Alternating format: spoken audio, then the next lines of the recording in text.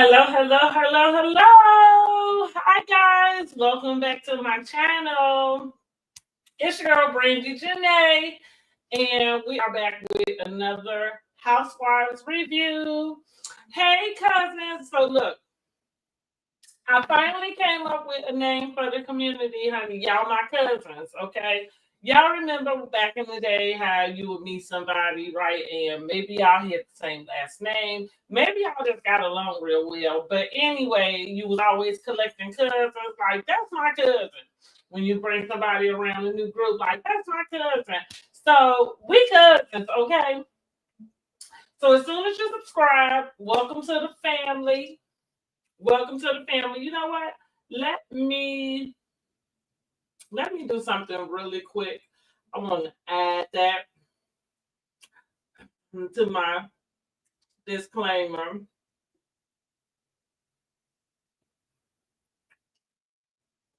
Okay. Hold on, y'all. Give me 1 second. Boom. That. Okay. That. Okay. And let's leave this. I just wanted to update my banner. There we go. Boom. Okay. Hey, cousins.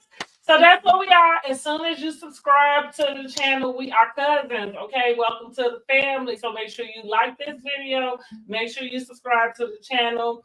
I'm going to be doing a lot. Right now, we're doing Real Housewives of Atlanta, the last review. But before we get into this last episode, which is episode 16, okay? Episode 16. First of all, can y'all believe we are at the finale? The finale is coming on tonight, and then we are headed into a three-part reunion, right? Which we already know Britt did not show up for the reunion. So we know we're not going to get any type of closure from Britt.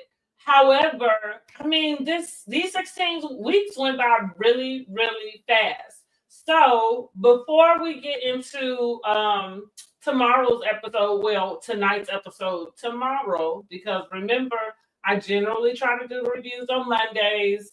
I slacked this week, so that's why it's on Sunday. But I will be back tomorrow evening, 8:30, and it'll be myself and Word on the Curb. Yay! You haven't seen us two team up in quite some time. So we'll be joining together to review the finale episode of season 16 of Real Housewives of Atlanta. But back to the original subject. What are y'all thinking about this season so far? Like, it went by really fast. I think that is a testament to just what they had to show us. Did we think that Phaedra needed to come in this last part of the season? What did you think about her coming in? Did you think she added something? Now listen, I'll tell you what, I laughed. Phaedra came in and she added her, her little one-liners, her little quirkiness, and I do laugh at the quirkiness. So we got it's funny how in these last just 3 episodes of Atlanta, we got way more than we got from her from Married to Medicine. And even in this last episode that we're going to review, I mean, just to see her with the boys, it felt like we got way more out of her in this one episode than we had. I don't know. It feels like the whole time she's been on. Because even though we've seen her do things, we've seen her have her babies, we've seen her go through a divorce, we've seen her go to mortuary science school. Like, we've seen her do a lot, but we really don't know Phaedra. And so this episode gave us a little insight to her life. And that's what we like about Housewives. Those little moments, like, of course, the drama and everything is what gets everybody's attention. That's usually what gets everybody tuning in. However, it is the personal stories that gets you attached and associated with part of the characters. So we really enjoyed that from Phaedra this past episode. But what did you think about her entrance this last part of the season? Overall, so far, I'll just tell you what I'm thinking about the season. If you've been following the reviews, then you know already that I've been rating the episodes at about 5 and 6. Some probably was a little bit lower than that. Nothing really hit sevens for me. So for me, the season was just average, right? But as I said in my previous reviews, still better than 13 and 4, or excuse me, 14 and 15. I think those seasons, I'm not gonna stop talking about them because they were horrible, but they are seasons that I wish I could forget. Um, However, I'm not gonna let you forget it. Sorry. Okay, cousin. Um, so for me, it was just average, but again, better than the last 2 seasons. So I welcome that. I think Angela has broke out as the like superstar of the season, and I don't think any of us was expecting that. Like I think back to the review or the video I did when we were reviewing the taglines, right? Remember Angela came in with the, what was her tagline? Oh Lord. But it had the oak tree, right? It was about the oak tree in the shade. Like if you're looking for the shade, just look for the oak, something like that, with the Oakley. And I thought that was really clever coming in. So it's funny that she did really well with the tagline. Go back, like I said, go back to that video and just remember what I said then. I really enjoyed that. And for her to be she has been one of the better first season housewives. I'm gonna say for Atlanta Housewives, but I'm gonna just go as far as to say probably across the board. I don't know anybody else who's been first season as a housewife on any other franchise, but specifically Atlanta, who's come in and just had it like that. And funny that I would say that because we know that Portia and Kenya, Phaedra also, because Phaedra didn't start season 1. Phaedra came in season 3. Cynthia, same. So I know that these are housewives that didn't start originally, and of course, after their first season was asked back for another season. But I'm saying, like, yeah, they have reasons to be asked back. For me, Angela doesn't really have this great deal of drama. She's been very transparent about a lot of stuff that's going on with her. So there has not been any type of big booms or like, oh, let me drop something. I mean, until this episode, even though that has fell flat. Just as fast as it happened, it fell flat already. Because what Carlos do, he dropped the doggone interview the next day after it aired, or maybe that Tuesday, something like that, honey. And listen, Angela already didn't put let's get out the bag. Like Phaedra is the one that sent that man coming, as if we didn't see the setup. Or the scheme that Ty set up while we was watching it, like duh. But we don't get into that. We gonna get there. We got to do these reunion fashions first. Anyway, back to me praising Miss Angela though. Because yeah, I feel like Angela has come out as like the breakout first season housewife. It's like if there was anything for a housewife like 101, like to know, it would be let Angela write the playbook. And it's funny that in her interview with Carlos King, she happens to mention that she was looking to Phaedra for some tips. It was like, girl, you need no tips, honey. You got it.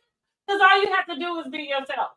And what Funky don't even say, you don't let nobody spray you with your own tea. So just like she done lost a couple of them houses, baby, she is forthcoming about it. Just like however much debt she is in, she is forthcoming about it. So it's not like it's something that somebody got to go dig out and you was trying to hide. It's like, yeah, and that's what we like from a housewife because at the end of the day, while you may be in another tax bracket, you might have another level of socialism that you live, which is why we watch. We also know that you have problems just like us. So don't be trying to act like you perfect, Phaedra. And just go ahead be yourself. And when you're yourself, like, it shows, right? And I think the fans love Angela. So let me know how y'all feel about Angela too. Do y'all think that she is kind of like the breakout star for this season? I mean, yeah, she ain't really had a whole lot of drama, but she has been bringing a lot of people to the carpet, and just staying true to how she feels and what she says, putting 10 on 10 like a Chicago girl would. Okay, I don't know what Drew over there doing, but I feel like with Drew finding her Chi-Town sister, maybe she getting a reminder. Okay, and I'm glad they kind of got each other. Drew is not my favorite housewife. I think Drew is probably one besides Britt. So okay, Britt takes the cake for the worst housewife. She absolutely does. Drew is right above that for me. Okay, like right above that. If it wasn't for Britt doing what she did, this reunion and everything, Drew would be the one. But Britt got it. So let's get into the fashions for the reunion. Let's do that. Let's do that. So first off, I'm going to show you guys. I'm gonna show y'all the groups, right? So they did not take a cast photo. I believe part of that is probably because Britt was not there. Usually, when they don't take a cast photo, usually if everybody showed up, that means somebody left. And in this case, she never showed up, which goes down in housewife history, because what first season housewife doesn't show up to the reunion? You the first season, like you want to keep your job, don't you? Clearly, we see why she didn't, because she was planning on getting a different type of payout. Okay, she did not have time to wait for these 2 other seasons, honey, baby. She is in debt right now. Y'all got to pay us. And Angela already confirmed, in case all the bloggers, Carlos King, anybody else who has said so, and now you can include your favorite internet cousin, Miss BRANDIJENAE. First season housewives do not get paid. They don't get paid. That's why it's so funny, like a Drew, when you see one of the housewives just really doing a lot and doing a lot that feel like they don't have to do. Not because we know you want to get back on because you want to get the third season. This is Drew's season to collect a paycheck. We know that by that time you're getting a paycheck, but like I say, sometimes that's why you can tell the thirsty from the non-thirsty, and that's why Angela is showing up as the best housewife for me, best first season housewife, just because she's not overly thirsty, she's just there, she's doing what needs to be done, and it's very organic. Back to these looks, though. So they didn't have a cast photo. So what I did, I'm breaking them off into 2 photos just to show you the group, right? And I'm doing my best dress and the worst dress, okay? So first we going with the worst dress, okay? Now listen, that's Kelly, Cynthia, and Phaedra. I know you probably wasn't sure who Cynthia was because Cynthia looking a little funny right now. And let's go to some close-ups. So these are my worst dress, right? Now listen, I feel like with Cynthia always looks great in anything that she wears. Okay. Cynthia is gorgeous. However, this is friend of Cynthia said, look, the paycheck is not that big. I don't have to do too much. Here you go. I think the theme was like green and yellows. It's supposed to be like Goddess of Grenada. That this is giving real island maxi, beach. The color is on theme. So Cynthia never really gets it wrong, of course. And hey, like I said, Cynthia's friend up. She really doesn't have to do too much. She's just on the worst side because she didn't try. Look at this. She didn't try at all. As if she would need to, but she didn't try at all. So she on the worst. I mean, Cynthia, it happens. Okay, it happens. Let's go to let's check out Kelly's look. Okay, so this is Kelly's look. Okay, I have her on the worst side as well. Now listen, she's probably for me, the top of the worst, only because she at least took a risk. I'm not really sure. I'm guessing those are supposed to be like flowers. Um, I don't know. I don't know. It's giving prom dress. It's giving prom. I feel like I would like that better on somebody who was younger. Yeah, like on their way to prom. Um, so I thought Kelly could do better, but she is the best of the worst. Okay, tell me what y'all thinking. Now let's go ahead and pull up Miss Phaedra Parks, honey. Miss Phaedra. Phaedra, as Funky Not Even would say. Okay, so here's the thing, Phaedra. Like, did you miss the theme? This is really giving me the first thing I thought about was Queen of the Damned. Like from the video from Aaliyah. And I think it's the headdress.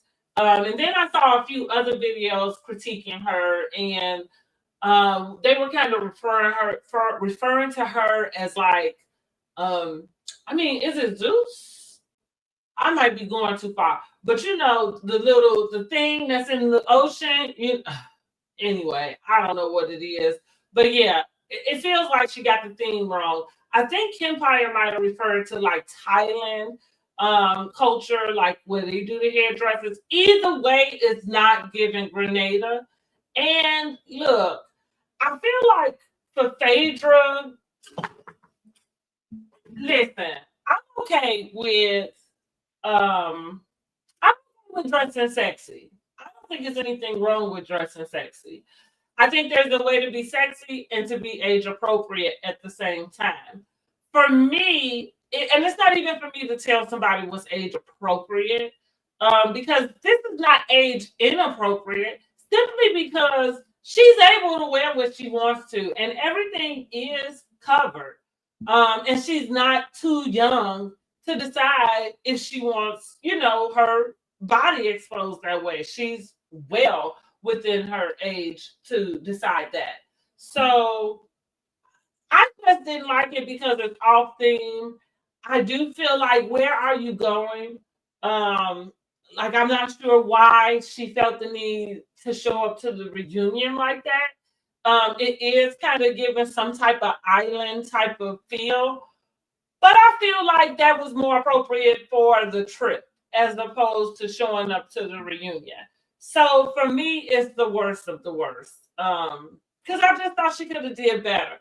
I'm used to Phaedra exhibiting a little more class. That's one thing I do like about some of Phaedra's fashions, where the sexy and maybe the age appropriateness or not kind of cross lines, because I like that she generally gives an illusion.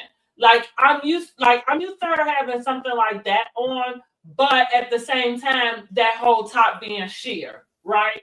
And so, and I love that type of deal. I love that being covered but uncovered type of deal, because I feel like that's very demure, very classy. When you're just showing straight skin, like that's a little not demure and not classy. I'm not gonna say it's ratchet, but it's not demure and it's not classy. That's all I'm saying about that. I mean, you can do it, but I'm just saying. I'm used to her having it just a little bit like a upgrade to that. So she's the worst of the worst for me.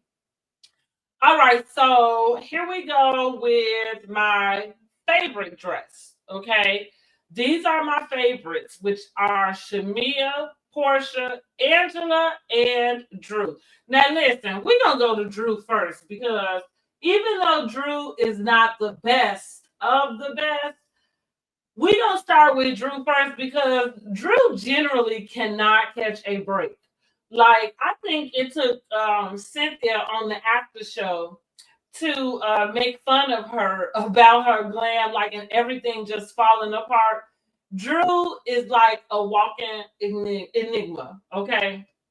And like I said, she usually just kind of drops the ball somewhere. And I do feel like it does not be her fault. Like, oh man. But here's the thing. Drew did good on this. I think it looks good on her. Her boobs are looking great and fantastic. Okay. Maybe she got a little refresher or something done. I'm not sure. And listen, Drew is kind of like boxy in her figure in general. And that's not me body shaming. People have different shapes. That's just what it is. And so she's kind of up and down. Her hips don't really protrude naturally like some. And so with that, this dress, her pose is just fitting her nice. I love the feathers.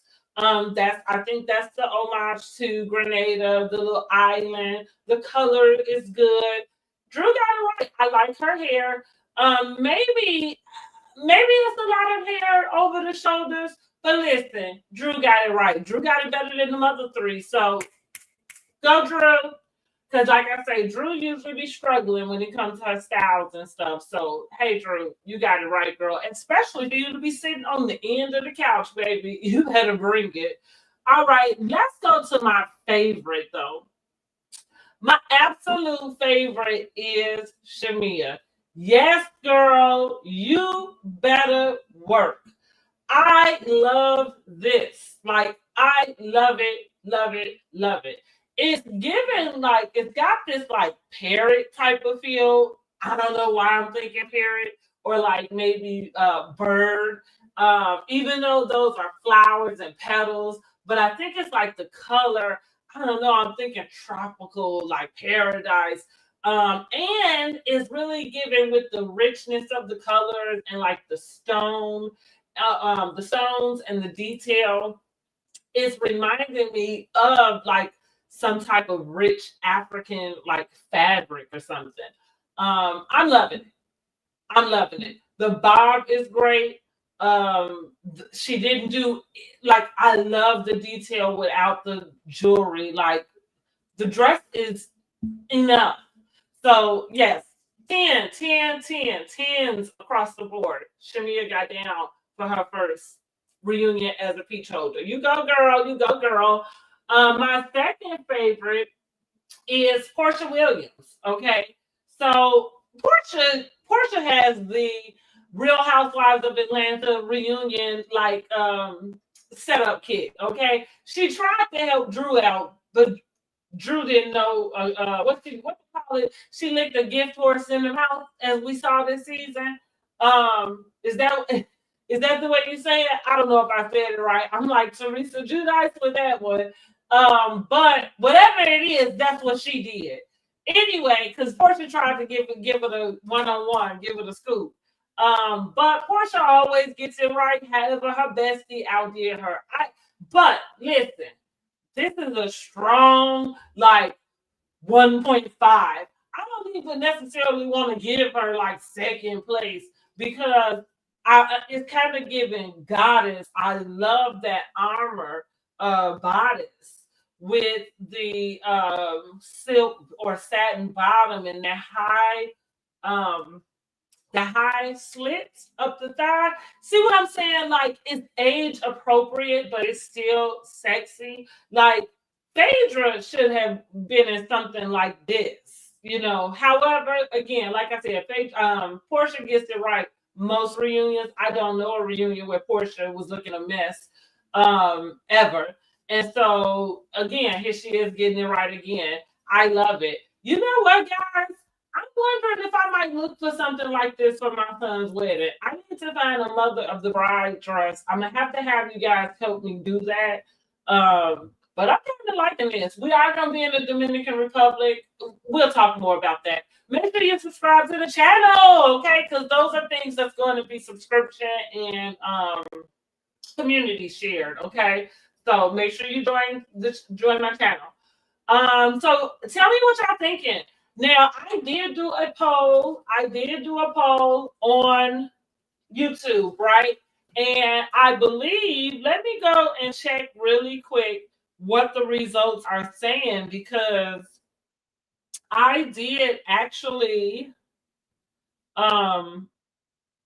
Want to hear from you guys and see which were your favorites. And I took a poll, and let's see what is being said thus far. So right now, Shamia and Portia are neck and neck with 47 and 40%. Portia is coming out as the favorite. Cynthia is at 50%. So we got the two separate posts, right? The favorite of the bottoms, which is Cynthia. And I understand Cynthia being the favorite of the bottom because it, like I said, it was very safe.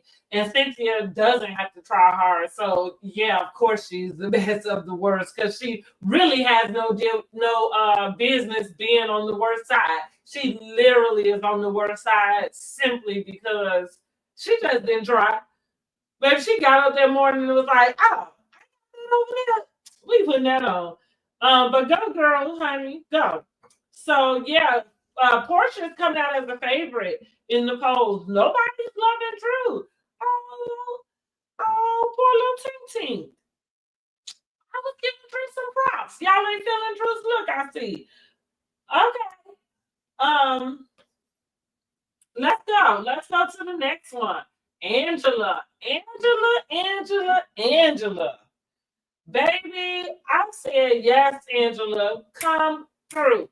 Phaedra sitting up here walking around trying to look young. And what Angela said? Angela said, baby, don't play me. I am a good 43, 44. Now, I can't believe I'm older than Angela. Like, I'm feeling some kind of way about that. But go, Angela. I thought she did great. First reunion. I love the color. I love the style. It's not too much. It's very modest. It's age appropriate. You go, girl. We love it. Tell me what y'all think. Let's go to who is the? I think is that it. Yeah, that's it, guys. All right, that's it. That's it. That's it. That's it. So y'all let me know who your favorites were. Thank you, Barbie's World. I appreciate you. Yay! Hey, cousin. Welcome to the family. I can't wait for us to do some more, talk about some more. I got so much content that I want to plan out. And listen, y'all gonna have to bear with me because I am new to this. Okay, I am new to this, and I am working on being much more consistent. It's hard out here for him though, okay? Because I am working and I am trying to build another business. But we're gonna talk more about that. So again, make sure you subscribe so that you can get some of this other information I have about building your business, how I'm about to shift my business from one plan to another plan.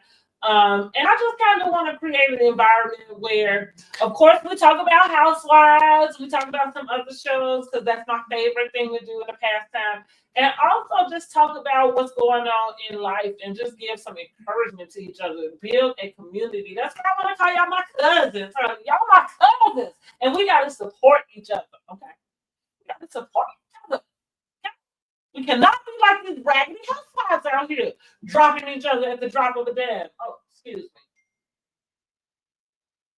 Okay, let's get to it. So, oh, let me say I forgot. Oh, thank you. Thank you, boo. Give me 1 second.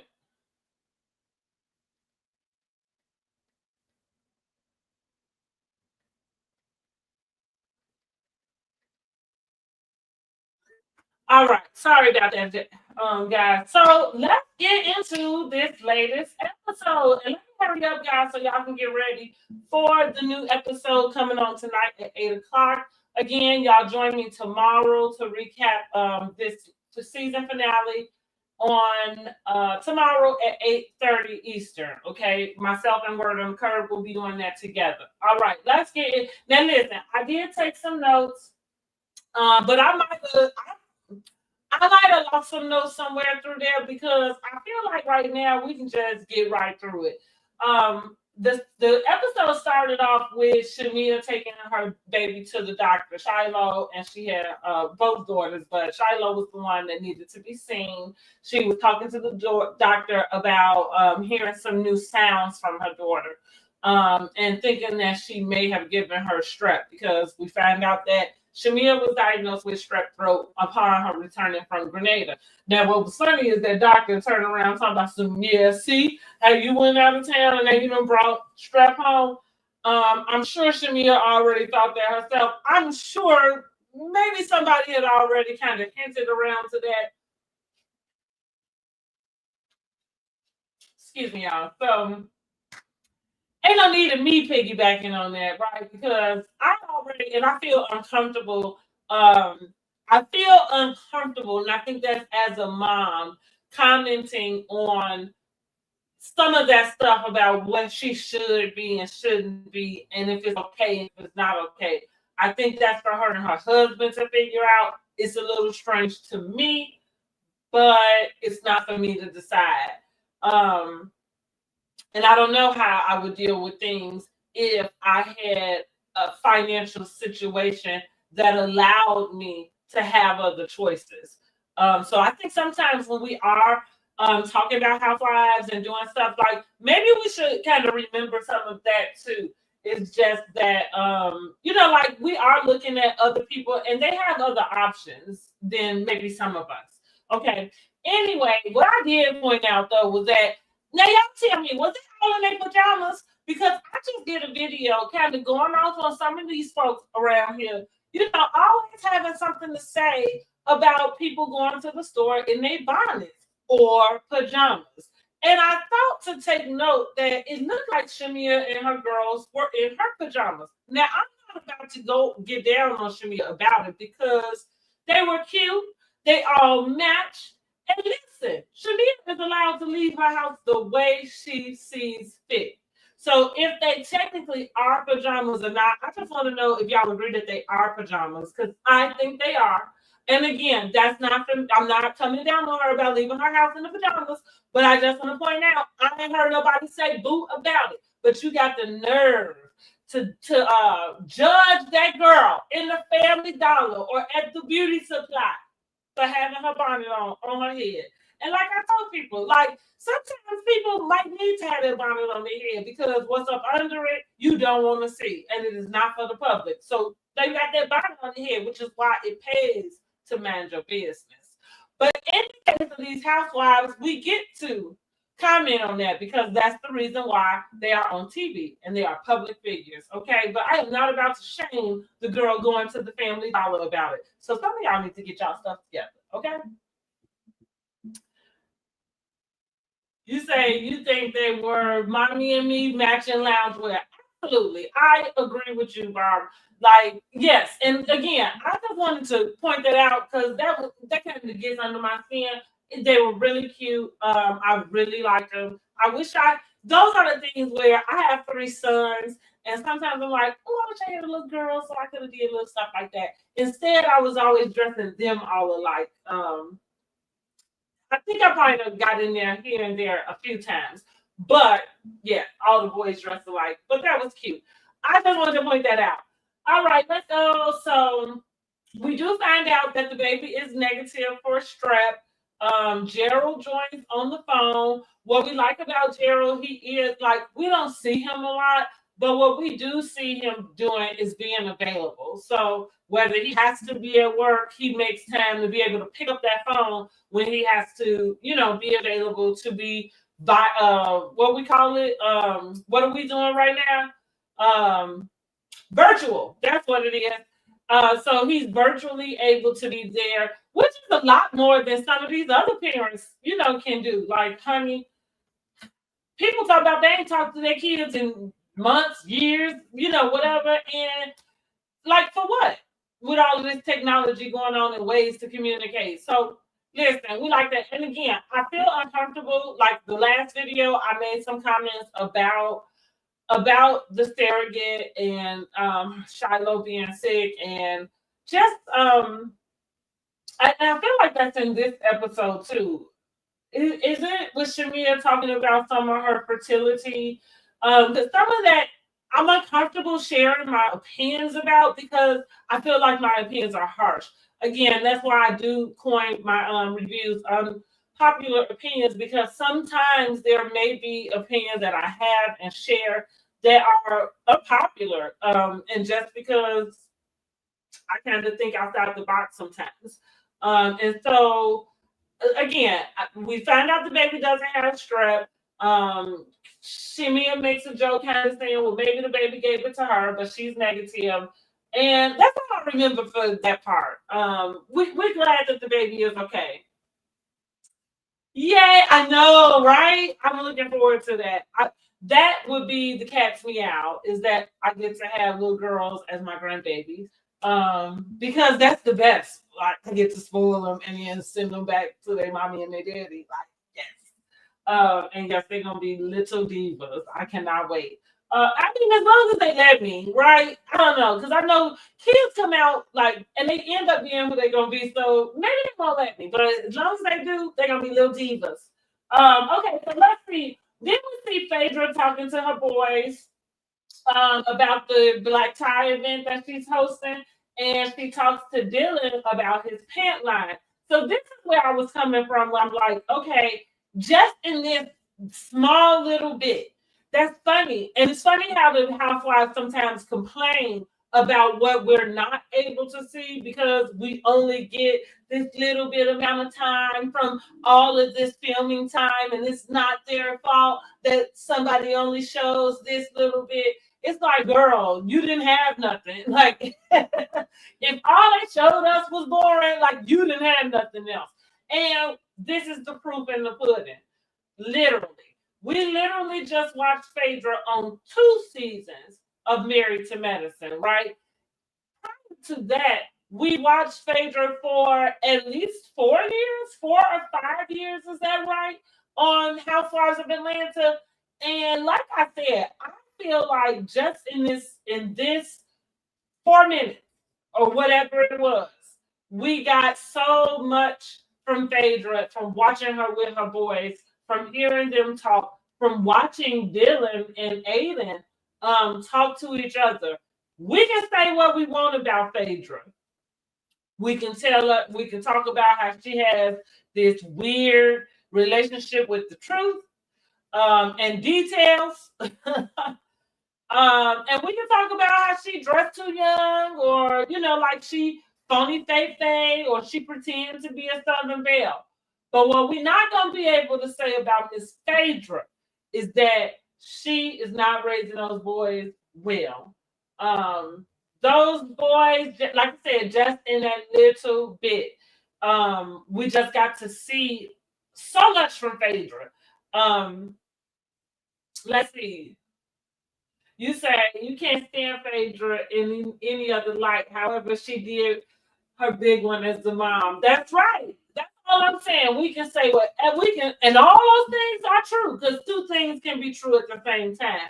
But we ain't never gonna take that away, baby. Like them boys they seem well behaved. They are very articulate.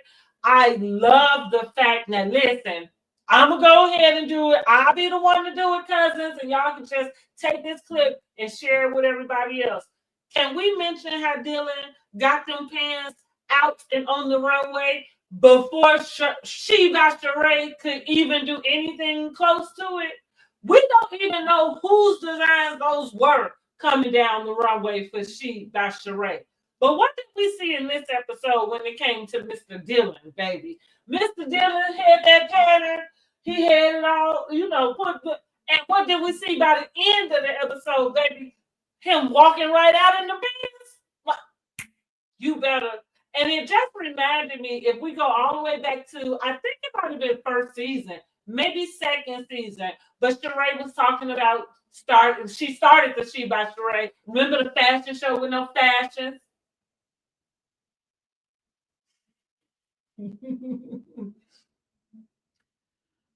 I gotta go find that clip. Yes, the fashion shows with no fashion. How dreadful. And baby, you let this little boy come and blow you out the water. But anyway, this is what I'm going back to. She had hired, what's his name? Michael from Project Runway. I think he was season 2 Project Runway. He might have been season 1. I can't even remember. It's been so long. But y'all drop down in the comments and remind me. And he told her in that episode, like, because she basically wanted to hire him. She wanted to tell him what she wanted, and then she wanted him to design it and sew it. And so but she wanted to be a designer. And so he was telling her, like, okay, what you are wanting to do is basically what she did do, which should never have taken her 14 years to do, which was basically went and found a wholesaler. She trademarked her logo and slapped her logo on a bunch of products. Okay. A designer designs their things and generally will have to learn how to sew. And he told her that in that episode, like, you're gonna have to learn how to sew. And especially, which makes sense. So kudos to Dylan. Show those housewives how to do it. Okay, put your mind to it, get it done. He is his mother's child, as we can see. And again, we gonna give props to Phaedra. Of course, we giving props to Dylan because Dylan had to do it. But I love Phaedra just providing the space for him to do that, being able to fortify that creativeness.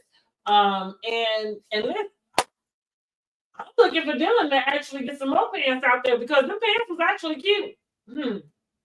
Okay, now I don't know if he got any for tall girls. Seemed like he might be making pants for which I think that's why he started to make them. I think he was looking for pants and they didn't have his size. It might be because of like his width to his height type of deal. My tall son, he's tall and slim, he went through that because he was so tall, but so slim for the waist that it was hard to get the small size in the length that we needed. So that would have been a good way to start sewing for my own self. I think Dylan has inspired me to figure out how to sew my own self some pants or at least a dress. I did buy a sewing machine about 6 years ago and I started making pillows. I started making pillows before Craig from Southern Charm, but I let him go and have the space, okay? He can go and have it. His website is live. Shut up. Do you see what I'm saying? He has blown Miss Sheree Parks out the water. Now, granted, his mother is probably helping him and probably funding him. And we know Sheree is struggling, okay? But 14 years is 14 years, and I don't give a damn how you put it. That boy pumped that out in the short amount of time that those people complain about. We can't get to know who they are because it's this short amount of time. And that young man managed to make him a few pair of pants to go out on the runway, and he is live on the website. I gotta go check that out.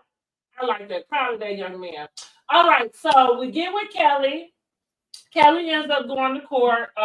So this is a court date where she was hoping that she would finalize her divorce. So we see she goes to court, comes out. Of course, they couldn't film. Shamir comes over to visit, and that's where we find out that she actually was not able to get the divorce finalized, that her ex-husband now still was her husband then, had actually been taken into custody for not paying his child support. The second time he's been taken into custody for not paying child support. You know what? I don't care what. I think that any man sitting around, especially you going to jail about not paying your child support, is like trash. Like, you are scum. Like, lower than scum. Like, the least a person can do is pay their child support. Even if you don't, I mean, not that it's okay that you would not do anything else beyond paying your child support, but at the very minimum, pay the child support. That's the minimum. At least provide a opportunity for the child's mother or caregiver, whoever that may be be able to provide a life for the child.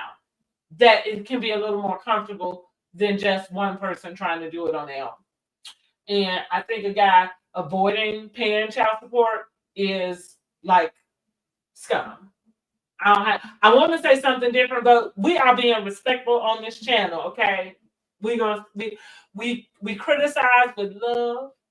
Sometimes we got to keep it real, and it don't sound that nice, but scum is scum. You bum. All of those things. They all adjacent to each other. So y'all know what I mean.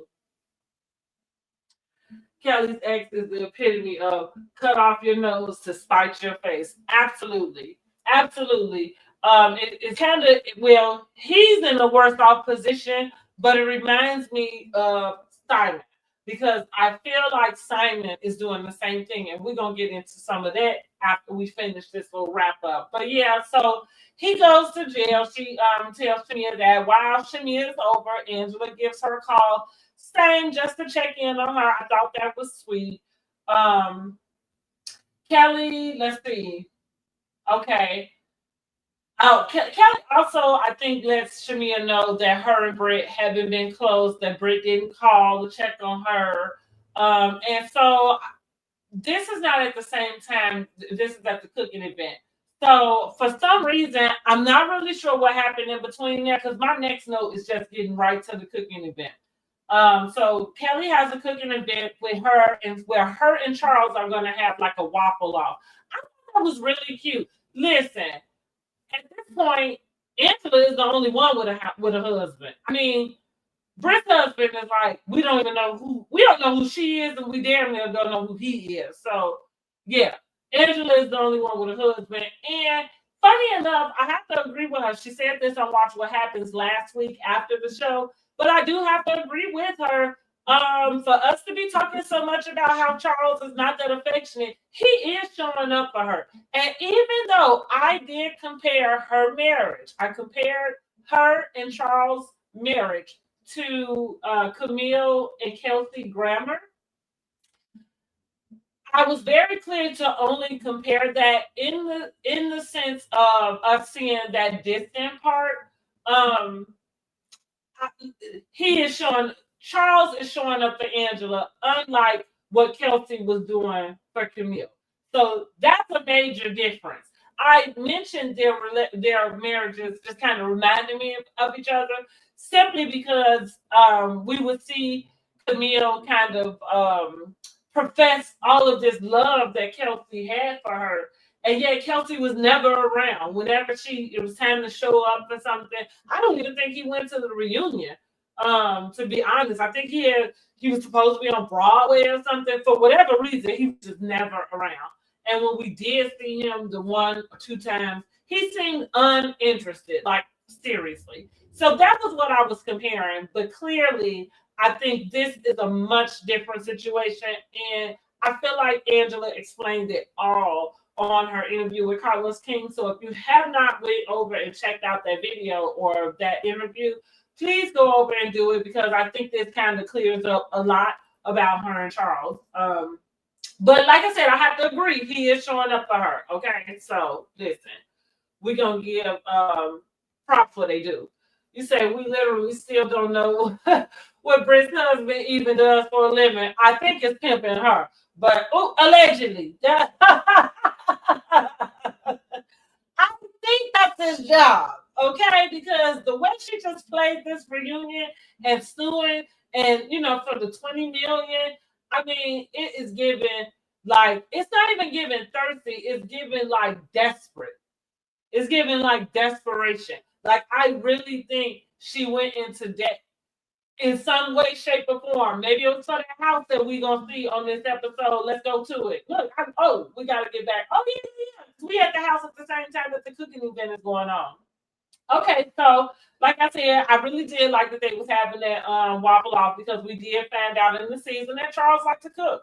I would love a man who cooks for me. Oh my God, that would be so wonderful. That would be so wonderful. Okay, so now we see them at the cooking event. Everybody is arriving, and at the same time, Britt has invited Portia and Cynthia over to her house. So remember in Grenada, it was said that Britt hadn't had anybody over her house. We already know that because we did not see anybody at her house. Only her and her said husband was filming at said house. Because I'm not sure that's her house. Anybody found out that girl's still living there? Because they may be foreclosing on her right now. That could be why she had to do that drastic move of not showing up to the reunion and suing this large company for $20 million for defamation of all things. I just think that is ridiculous and ludicrous. But we're going to see how this works out. So she invites him over to the home, to their home. Portia is elated. She talking about she couldn't even sleep, honey, because she got that invite to come over to Britt's house, and baby, she had to get over there. Now we see that her house is under construction. I guess that's why she couldn't donate to the people in Grenada. Listen, let's talk about that real quick. Is that okay? Is it okay to have an expectation of a donation from somebody based off of their lifestyle or said presented lifestyle? Um, I think it is perfectly reasonable to expect more than $250 from a person who drives a Rolls Royce, carries a Birkin bag, and also told me that she took her whole staff out to get whatever they wanted. I think that's reasonable, right? Or is that crossing the line? Or are we able, like, should we not be telling people what they should be given? I don't know. I felt like it was real cheap of Brit, and it just kind of screamed brokey. I don't even think I actually listened to that song that Lotto sing, but I feel like whatever she's talking about in the song brokey, like it has to explain like Brit, right? I mean, that's my definition of brokey. What else could she be talking about? I'm gonna have to go listen just so I can find out. She probably should have brought them through the side door based on the eyesores we saw. Not brought them through the side door. Well, she should have did something. I mean, I feel like for Britt at this point, we saw Britt scrambling since the beginning of the season, since the very first episode, since the encounter with Kenya. We saw Britt doing way too much. Remember, at the top of this, I just explained why I thought Angela was like the best first season housewife. And it really was because she's not doing too much. And she's giving just enough, right? Like she ain't doing too much and she giving just enough. And it's natural. Like it doesn't feel put on. And that's the total opposite for Britt. Britt came in the door. She came in Shamia's birthday party looking for Kenya, looking for a problem. And even after she got it, like she got what she was looking for, it wasn't enough. It wasn't enough for her. All the way up until it still ain't enough. Because I cannot believe this girl actually is suing NBC Universal for defamation. I hope there's some other thing up in there other than defamation because defamation is laughable. But I did talk about this, I think, last week. Look, there may be a small area where she might have an argument.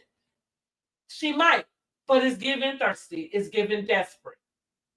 It's giving, yeah, it's giving you ain't even got 2 more seasons to wait on that paycheck because you ain't got nothing planned to promote. And baby, your husband is on your tail about his funds, okay? No, she should have never been brought on. I agree. I don't even know where they found her. For real, I literally think we got more money than Britt. I don't like, and Atlanta being like known for like pretenders. It is so crazy that a person could pretend that well. But I guess we've seen like stuff like that, like with Ponzi schemes and stuff like that. That people do pretend that well. I thought they had a better betting system than that, but clearly they don't. All right, let's get back to what they were talking about at this place. Because Britt still giving desperation. So while they're there, she lets them know that her and Kelly are having issues. So she basically confides in them, or basically, I guess, is trying to get ahead of it and just kind of tells them, like, yeah, I know what Britt's problem is with me. It's because I'm using the team. So pretty much Britt, which we saw on the season, we saw when they went to Nashville. Kelly felt like Britt had been going through a lot. Remember, because Britt made us all feel like she was going through a lot. Not that I thought she was going through a lot, but that was her stitch, right? Oh my God. Ken showed these images of me, and now my insurance license is being investigated, and I've been going through so much. I just can't take it. So Kelly felt bad for her, right? And she's like, let me cheer you up. Let me bring you to use my glam squad when we go to Nashville. According to Britt started using the glam squad after this. And Kelly is now mad because she looks better in her stuff than what Kelly does. I don't know if that's actually the truth, and I can't really say if one looked better than the other. I don't know what the big deal is about using the same stylist. I would think that the girls probably find themselves sharing stylists and sharing teams in the beauty industry quite often. And I think that would go to show if you have a good stylist or a good team or not, because that stylist or team, I think they generally they might have like a look, a signature, like where when you see somebody dressed a certain way, you kind of say, I bet so-and-so styled them, because you kind of have an eye for things that they use or colors or styles. But a good stylist should be able to style each person individually. As long as they're not putting a template on everybody, it shouldn't matter. But of course, Britt has the lowest self-esteem. And of course, nothing could be wrong other than somebody hating on you and jealous of you. Let's go back to her tagline. What was her tagline was the worst. And it was something like, of course, there's haters trying to hate. Something silly. But it was just like you too old for that. Like, girl. So, funny how those taglines, now it seems like they make sense after the season. I never paid that much attention to these taglines till this season. So let's see. So, the girls are engulfed in this information. We flip back to, I think, Kelly and the event with her and Charles doing their waffles. Let me see. Oh, going back to Britt's house. At the same time that she's talking about these stylists, she also discloses that Shamia is using the stylist. So she's like, I wonder how she feels now because Shamia is using the stylist too. Listen, again, I don't know what the big deal. I feel like Britt, which we saw, was it this episode? Yes, it's this episode. So I feel like Britt has done something that breached Kelly's trust where her team is concerned. Kelly has admitted in her confessionals that she told her team not to work with Britt. I believe that she also did admit that, I don't know if she admitted it in so many ways, that maybe the team was spending a little too much time with Britt versus being able to have her stuff ready. I think that's a valid reason to kind of not want your team to work with your friend, okay? Because they're also friends. So this whole stylist thing and being mad at each other about the stylist, it feels off balance to everybody watching, because y'all introduced us as like, y'all was these new besties. We didn't realize y'all was just besties for the show, even though who's not used to that at this point? But that's why this seems disjointed, that y'all are arguing about a stylist that should be able to work with more than one client, a stylist that should be able to effectively style more than one client, and it'd be okay as long as he's not putting y'all in the same outfit and pitting y'all against each other. But again, I'm on Kelly's side without even really knowing, because Britt has already shown herself to be shysty and non-trustworthy. So I do think that in some way, shape, or form, Britt breached Kelly's trust where her stylist and team is concerned. Now, that might mean sharing information with them that she should not have shared. The reason why I can say that so comfortably is because she shares information with all of us that she probably should not have shared in reference to her good friend Kelly. And that was her business. You know who else is known for that? Kenya. Remember how Kenya outed Sheree about her DV and did not allow Sheree to do that on her own? Yeah. Britt pulled a Kenya. But anyway, let's go back. So she also tells Portia that Shamia has shown her text messages to her. See, this is that dirty stuff Britt does, because I also don't believe that Shamia shared her text messages with her. To validate that Shamia showed her the text messages, she tells Portia, like, yeah, I saw where your divorce lawyer was telling you that this is a good time for you to return back to the show, and that this is a good way for you to get back on your feet, or something to that extent. So because that is clearly, we could see the look on Portia's face, like, yeah, that was true. Like, and those words were words that were shared in a text message, right? So she used little info, but what I think happened, not even being there, I just know Britt is a liar. And I don't believe nothing that comes out of her mouth. So I know whatever she's saying, there's something else that's happening with that truth, right? So what I think is, I think Shamia probably did show her something in a text message on her phone. I don't think it had anything to do with that. I think Britt caught that information and held it for a time like now. It's a scheme that Ty set up for the bullshit. Okay. My theory is Shamia told Kelly, and Kelly then told Britt.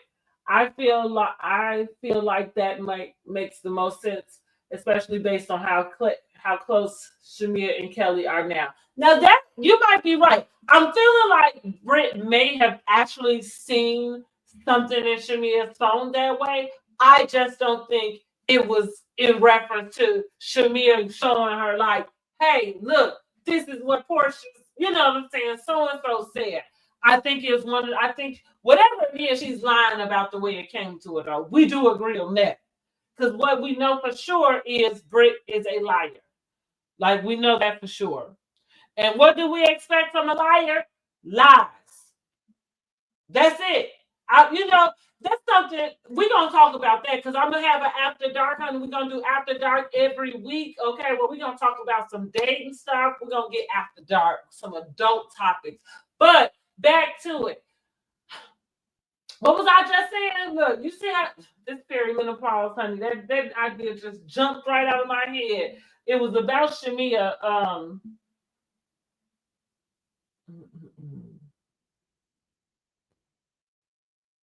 Anyway, so yeah, I think Britt just used that to her advantage because we know she's a liar. Oh, that's what I was about to say. Like, the dumbest thing you can do is expect the truth from a liar. You know how many times I have had my heart broken because I was expecting the truth from a liar. So let me help y'all all out. When you know somebody is a liar, just expect everything they say to be a lie. Okay? That's what I expect of Britt. Okay? All right, let's get to it. All right, so that she did that. Portia is sitting there, but I like the way Portia handled it because her and Shamia did talk at this point. And go back to the video I did about Portia and Shamia's friendship. I feel like at this point in time, they had made up. It sucks because I do not think that they are friends now. I think once we get into the reunion, plus we saw that on the trailer, right? We saw them kind of go. We saw Shamia bring up the post that Portia posted about her mom did something egregious. So what we know is in real time, Portia and Shamia are not as close as they used to be, and I hate that. I feel like while they were filming, they were able to talk like that. Portia handled that information very well in front of Britt because ain't no way those girls supposed to let any one of them girls, feel like they could get in between their friendship. And again, I blame Shamia for that because I feel like Shamia breached first. And you can go back to that video that I did to get all of that information. But Shamia breached first. And so it sucks that they were able to do that while they're filming. And now that the shows are airing, they have to go through it all over again. And I do think that has caused a huger rift because now you're seeing parts of things that you weren't privy to while it was happening in real time. So now you're able to see other people confessionals and things, and now you're able to put a different spin on it, and that just really sucks for those girls. It just really does. So I do think Portia handled it well in the moment, though. I think we get back over. Let me see.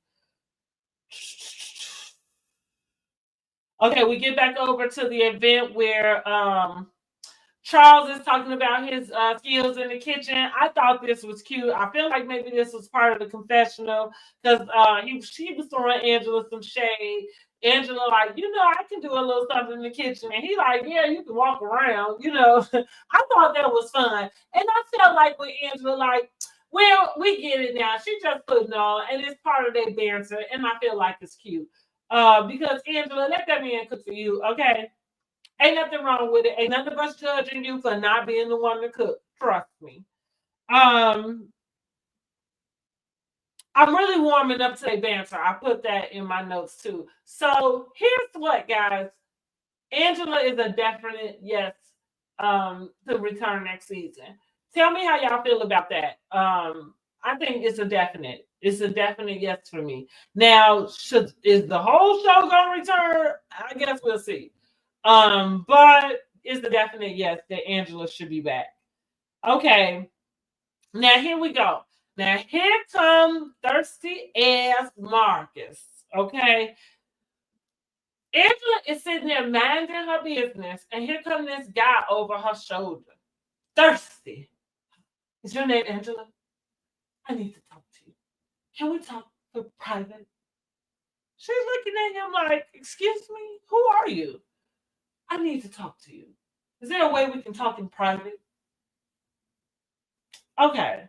Somebody gotta let me know. I think I saw on the internet that that's that same guy that showed up at Quad's event about Dr. Nicole's husband. I need to go back and research that, but that's what's being said in the streets, allegedly. So, like I said, can I pull you to the side? Angela is like, hell no. Okay? Exactly. I don't know you, and no. So he moseys his way over to another group of people. At the same time, I think they are done kind of cooking the waffles. Kelly goes over to do this toast in this group that Marcus is now a part of. And as they go to toast, Marcus, kind of blurts out, raise your glass if your name is Angela, your husband is cheating on you. What? Okay. I don't like.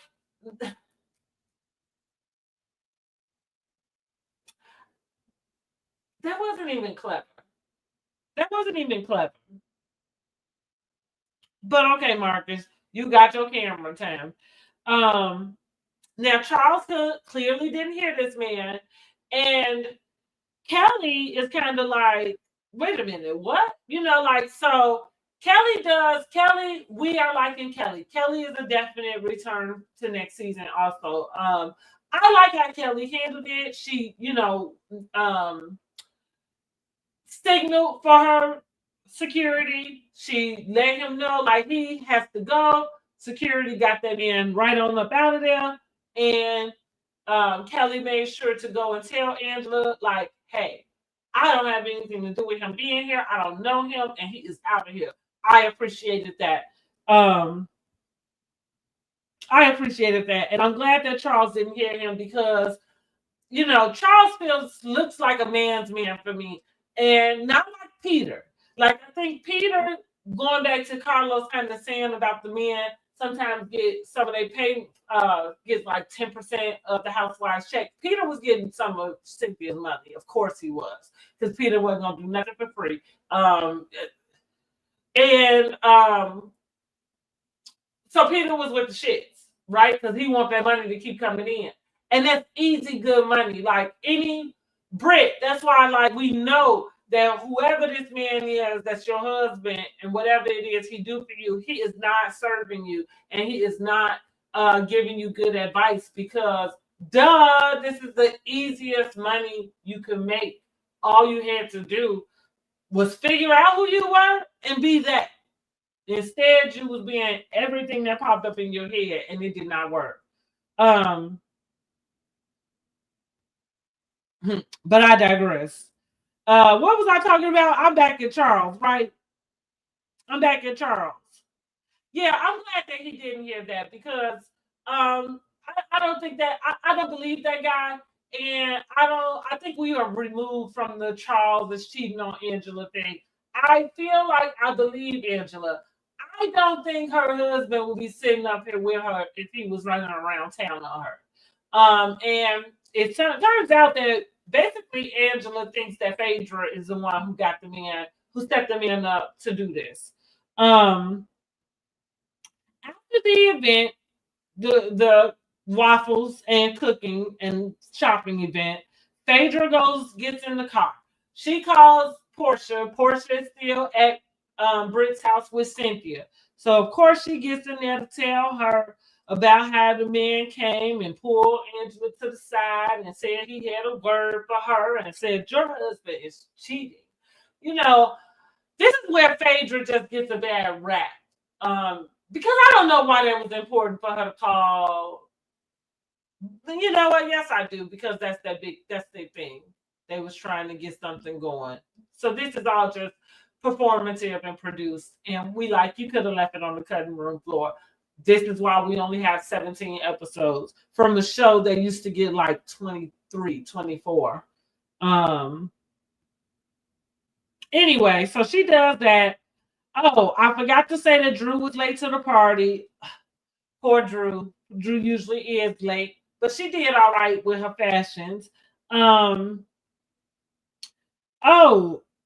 this is okay. I'm sorry, y'all. Okay, so Phaedra get in the car. This is her leaving the Waffles event. Now we get to Phaedra's event, and that's where Drew is late. Drew is late getting to that party. And Phaedra to lock the doors. And guess who we saw? Letitia Honey was there. Sweet Tea Lunsford was at the event. Also, her and Drew were locked out together for a good 15 minutes. And then they were let in so nicely. We got to see Dylan and his fashions down the runway. We got to see some nice furs down the runway. Did they say they were faux fur? I think so. But they was nice and cute. Phaedra does a lot. I don't know if it fits. I like what her son had to do. And I love that she has engulfed herself in making sure he's successful with it. So that's something we love to see. And I feel like for that, if Phaedra will show more of that, she pretty much solidified her another season. Again, interesting enough that in the 2 seasons of Married to Medicine, we didn't get a peep. Not one little drop.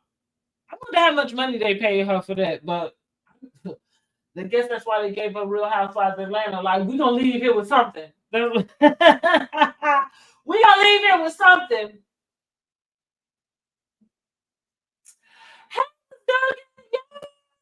Thanks for joining. All is well. I hope all is good with you too.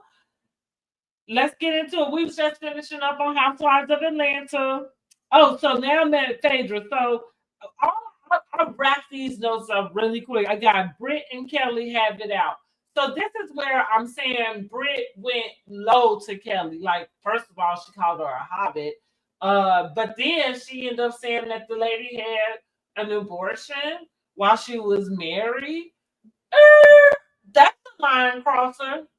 But who are we talking about? The habitual line stepper, Miss Britt herself. Okay, like she been crossing lines since they put the camera on her. So we're not surprised. And Kelly shouldn't be either, because Kelly, while you was her friend, you was sitting up co-signing that mess. She was always crossing the line. Yes, ma'am. I can't wait. We did we went over the reunion looks, everything. Let me know what you thought about the reunion looks. Also, go over to the community and put your vote in. And of course, we are going to be back here tomorrow with the season finale of Real Housewives of Atlanta and that review. It'll be myself and Word on the Curve. Yeah, we're not surprised, right? But that really did hurt Kelly. And that's what made me say, like, as far as the stylists go, I agree with everybody else. It can't be just that she's using your stylist. That's your friend. And again, if the stylist is worth the pennies that you pay them, they can style you and your friend. It shouldn't have any type of conflict of interest. But if she breached your trust with your stylist, I can see that being a problem. And that's what I think happened. I think Britt breached her trust. And again, because of who Britt is, who Britt has shown herself to be. Listen, one thing y'all gonna know about me, make sure you subscribe to my channel so you can get more videos and learn more about my opinion and about me. But one thing you will know is I know you for your works.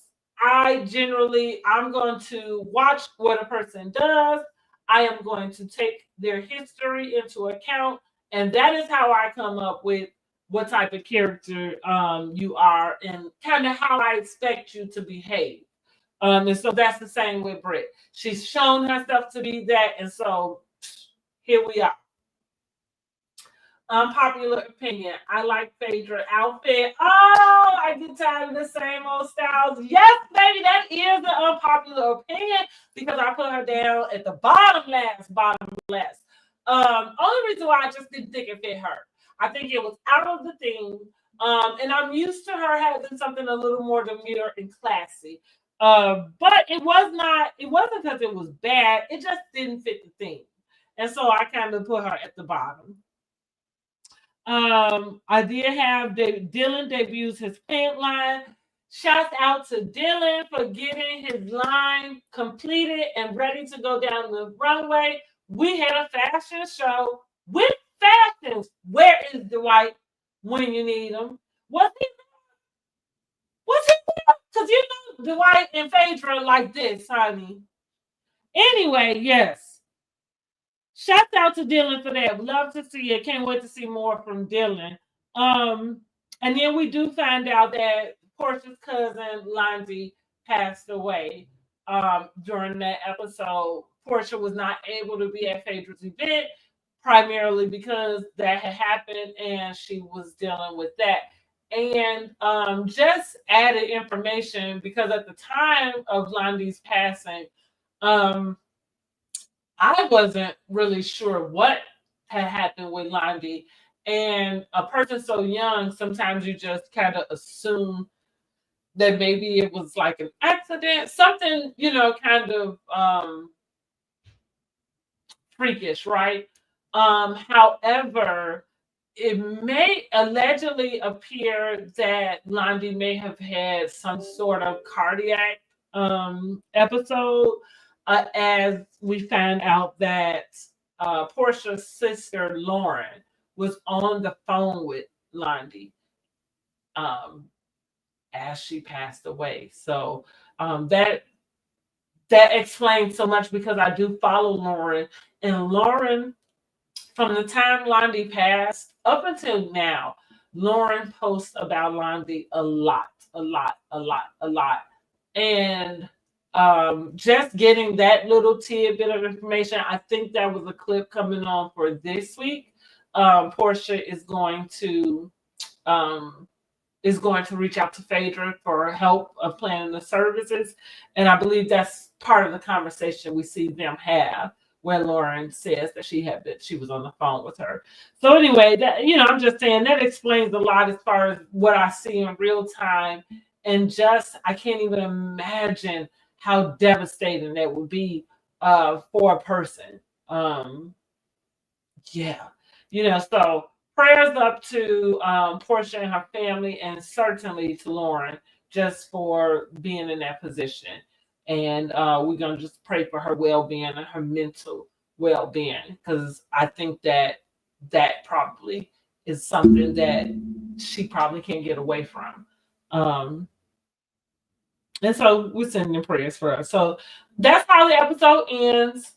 Phaedra lets all the girls in on that, the fact that Londi had passed. Shamia seemed to take it really hard. Of course, Shamia knows Londi with how close she is to Portia for as many years. And what I did note in that moment is that it seemed like Portia had not reached out to Shamia. Not that she owed it to her. It just feels strange, or just is a testament to where their relationship actually was during the time of filming, that Portia had not told Shamia that information, that it was Phaedra giving that information to everybody. And it looked like that was the first time Shamia was hearing it. Interesting, right? You say you hated the hair, though. Yeah, it was a little plain. It was a little plain. Okay, you got Portia 10, Phaedra 9, Shamia 9, Drew at 8.5, Angela at an 8, Kelly 7, and Cynthia 7. I think that, yeah. Now, for me, I think Shamia was my favorite, but listen, her and Portia are like neck and neck. I really can't even decide. I got Shamia as my favorite, but like I said, I like Portia's just as much, to be quite honest. Yes, I'm ready for you. Listen, I'm ready for the finale, and let's get on to the reunion, because at this point, we just need to fast forward and get to it. And I think what we saw in the clip all the way at the beginning of the season, the trailer is about to play out, which is Marcus that Charles is yelling at. So I'm wondering what Angela called herself setting up, and how Charles finds his way in the middle of that. Is it? I felt like the details is not typical at all. I love the jewels. I love the colors. If Yeah, I didn't think it was typical at all. And it was giving like this African vibe. But again, for me, her and Portia are right there. I'm like, if Shamir is my 10, Portia is like a 9.5. I might actually look for something similar to what Portia has on. Actually, both of them. I gotta look for a dress for my son's wedding. So we'll see. We'll see. So yes, guys, that is it for the latest episode of Real Housewives of Atlanta, season 16, episode 16, Chicken and Waffles. Listen, they tried to come for Angela. Angela said she got the receipts. Tonight, I think we're going to see Angela confront Marcus. I believe Real Housewives of Atlanta is set to come on in the next 3 minutes or so, Eastern time. I don't watch on the same night. I have to watch. I watch from Peacock, so I watch the next day. But I'm gonna go ahead and get ready to wrap this live up. So anybody who's ready to go watch the finale, you get on over there and watch the finale. I hope that is good. And y'all make sure you join me tomorrow, Monday evening, 8:30 p.m. Myself and Word on the Curve will be reviewing the finale episode of Real Housewives of Atlanta. Tell me what you rated this episode, and tell me what you're thinking of the season so far.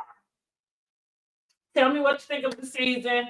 I'm going to do a separate video, or I don't know, maybe it's a poll or something. So make sure you're subscribed so that you can get access to any polls, to any information that I might be sharing on the community. Also, make sure you hit the bell notification so you can be notified when I upload a new video or when I go live. Okay. Thanks so much for joining me. I appreciate y'all, cousins. And oh, you gotta subscribe because we are looking for a hashtag. So, Miss Dogan, did you see? I have a name for the community, and we are the internet cousins. Okay, y'all my cousins. We cousins. So when you subscribe to my channel, subscribe to my channel. We become family. Okay, and we're gonna talk to each other like we family. We're gonna support each other like we family. Um, so welcome, cousins. Okay, welcome, cousins. You love it? I love it too. And let me tell y'all really quick. I love it so much because that is a part of my normal vernacular, right? I actually do have cousins that we refer to each other that way. Hey, cousin, that's the way we talk to each other. And I just think it's so. I'm a warm and friendly person, so that's the community that I want to engage in and want to build here. So I thought it was perfect to just invite y'all to be my cousins. And I'm gonna be your favorite internet cousin too. And I'm gonna take y'all some places with me when I go on trips. And I'm gonna tell y'all some beauty tips. And we're gonna talk about these housewives, and we're gonna talk about some other stuff. Okay. But you gotta make sure you're subscribed, okay, so you can be notified when I upload another video, and so you can have access to the community, okay? Okay. So we looking for hashtags. That's what I was going to call my followers. Ah, yes, I love it. I love it. Oh, but maybe we see. I'm changing up cousins though. I'm doing CUZIN. So maybe you still can. So look, go over to the community tab, go over to my post tab, and go find the post which we're voting on the hashtag. Okay. So the three different options. Let me look it up really quick. I believe one option is for the hashtag. We're gonna be the cousin crew. Okay. Hashtag cousin crew. Let's put it in the chat. Cousin crew. Okay, that's the first one. Or hashtag cousin gang. Okay, that's the second one. Or, okay, hashtag internet cousins. Oh, I spelled that wrong. Oops.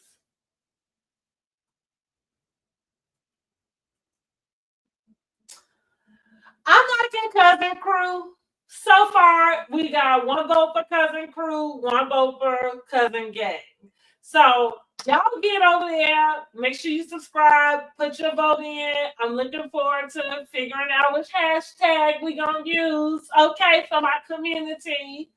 And I think we need to get us some t-shirts and stuff going on. Like, and listen, cousins, like I like to go on trips, so I'll be planning something for us to get together in person. You like internet cousins, but it's long. Cousin crew. Okay. I think maybe I gotta add cousins crew. Like add an S. Okay, cousins crew. I like cousins crew too. I do too. I like cousins crew too. So y'all let me know what y'all like. Looking forward to growing and building more with y'all. We're gonna do a book club. We're gonna do a travel.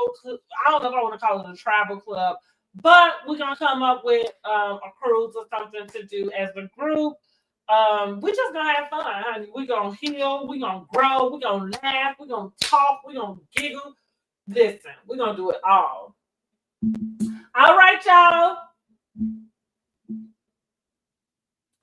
But of course, she canceled the pop-up shop. Who canceled the pop-up shop? Wait a minute. What's the pop-up? Wait, what am I missing? Pop-up shop. Who canceled? Oh, okay, let's go. Oh, yeah, that's right. Right. It was Kenya. Y'all, we got to talk about it too. I'm gonna let y'all go so y'all can watch Housewives of Atlanta.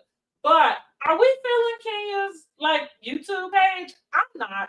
I tried to listen to her video yesterday, and I like checked out after like 5 minutes. And you know what? I feel bad for saying that because I be judging myself when it's time for me to get on and do my videos. Because I be saying to myself, like, Lord, who gonna listen to me? And how dare me get on her page and go and judge her the same way? But I did. And I don't like it. I don't like her page.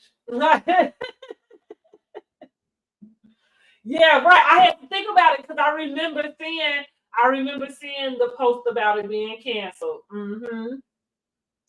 Okay, I don't like her YouTube. That's from okay, cool. I'm glad it's not just me. And like I said, I was feeling bad because I'm like, here you are out here trying to be a growing YouTuber, and you are like years behind, right? And then you got the nerve to talk crap about this girl who's got the money for the absolute best production. Her production quality is amazing. It's just her content for me. I think I never really I never really looked to Kenya to find out what she thinks about anything. There, I said it. Different strokes for different folks. Yes. Thank you. Appreciate it. Yeah. That's what we want, cousins. Okay. Crew, get up here with the cousin crew. All right. This is what it do. Everyone has the right to right. That's right. We do. Listen, I just try to keep it fair. And I do like to be uplifting, but I tell the truth. That's what you're gonna find out about me. I tell the truth. The truth ain't always pretty. Truth ain't always pretty. That's one that Kenya gonna have to come to grips with. Now I did see her and Mimi look like they was canoodling. Maybe they gonna do something together and like join first forces. But here's what: I'm not looking for Kenya or Nene to be the next Wendy Williams. I feel like there's a stitch with Housewives, and that's it. And so I don't think that being on Housewives and being funny on Housewives translate to you need a talk show. I just don't think so. I don't think Nene is articulate enough. I don't think she has um, the interest in other public figures to interview them. Same with Kenya. Yeah, same with Kenya. I think y'all way too more wrapped up in your own stuff. So you probably do need to do some more that's just surrounded around you. Which Kenya can just go make her some more movies. I mean, Tubi is available, Netflix, all of that. Or maybe figure out how to get back on the Housewives, I guess. But I'm not feeling the YouTube channel. However, I hope y'all are feeling, man. All right, cousins, let me get on up out of here. I am going to do, I'm going to get back on live tonight and we're going to do, and just like that. Or maybe we'll do an after dark because I've been wanting to do an after dark where we're going to talk about some dating stuff, y'all. I got to let y'all into my dating life or lack thereof because, baby, these people are slow. You think the housewives are having a hard time, honey. It's hard out here for a pimp. All right, y'all. I'll holler at y'all later. Bye, cousins. Bye.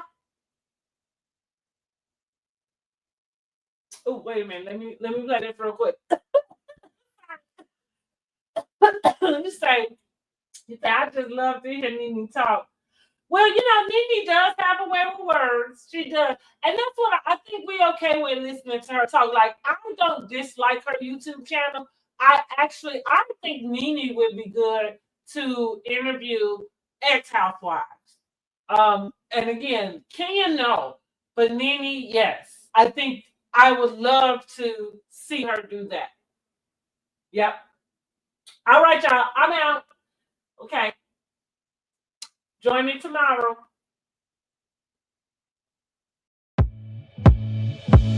Bye.